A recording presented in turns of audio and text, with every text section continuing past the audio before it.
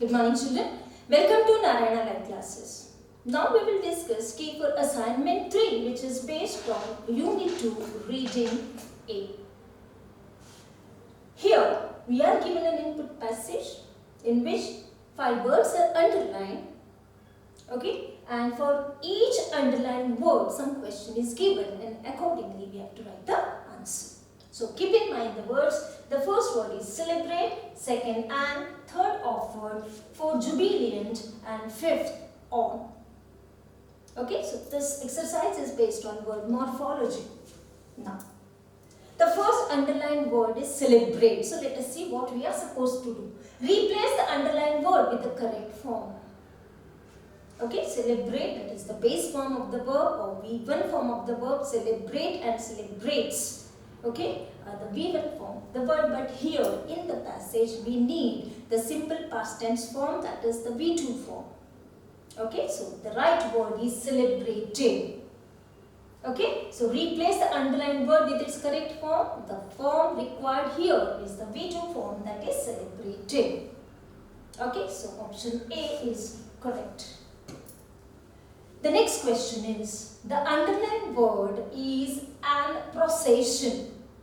Okay, now what should we do with this? Identify the appropriate word for the underlined word. So we never say procession because here the word procession begins with a consonant sound. Okay, the required article is A, but here particularly in the passage we are talking about the procession that was taken. So definite article is required. So here in the passage an procession is required. Firstly, procession doesn't take an article. Okay, but here in this context we are talking about one particular procession. So definite article the is to be used. Okay, the procession. Now the third question. Write the antonym of the underlined word. The word underlined is offered. Antonym is the opposite word. The word opposite to offered is withdraw or withdrew in its past form. Okay, so offered, withdrew. Okay, now the next question. Write the synonym of the underlined word, and the underlined word in the passage is jubilant, which means happy. So out of the 4 options given, the right synonym is happy. Okay, now the next question. Replace the underlined word with the right word. Here, on Batukamma is given. So the preposition is wrong here. The right preposition required is about. What about Batukamma? That is the sentence. So we replace on with about. Okay, next question. In the next question, we are given the input based on Unit 2A reading.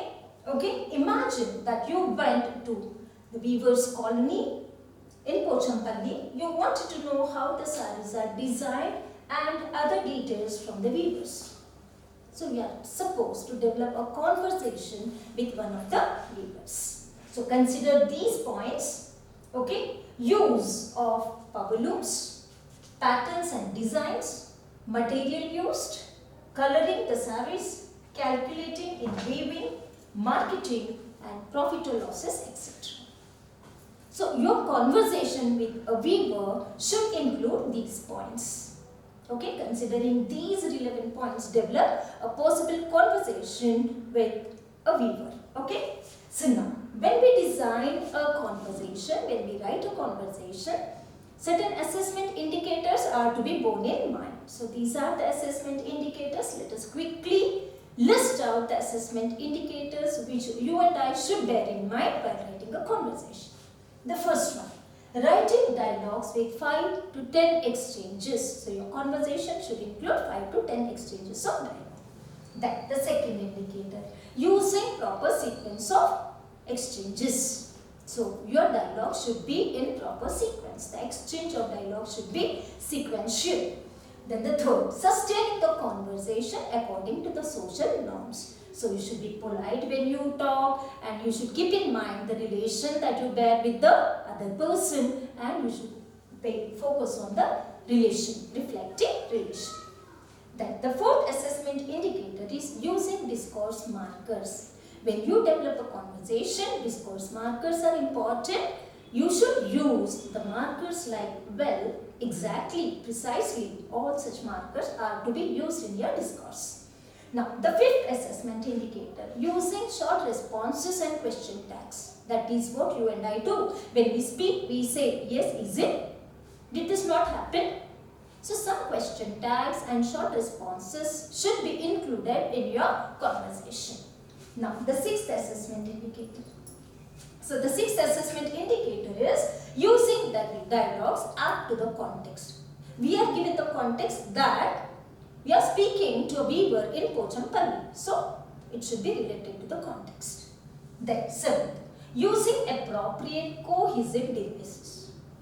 So, this conversation, though it has different dialogues, altogether it is a single piece of writing. So, that sequence is to be maintained making use of appropriate linkers. Okay, firstly, secondly, then gradually, finally, such linkers are to be used so that connects one dialogue with the other.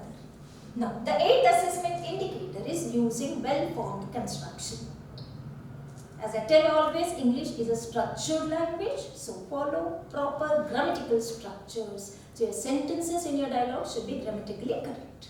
Now, the ninth assessment indicator is maintaining conventions of writing, proper spellings and sentence endings are to be used, and the last one is using proper punctuation marks. Okay, so keeping in mind these 10 assessment indicators, develop a conversation. Okay, so that's for today's key. Thank you, children. Have a good day.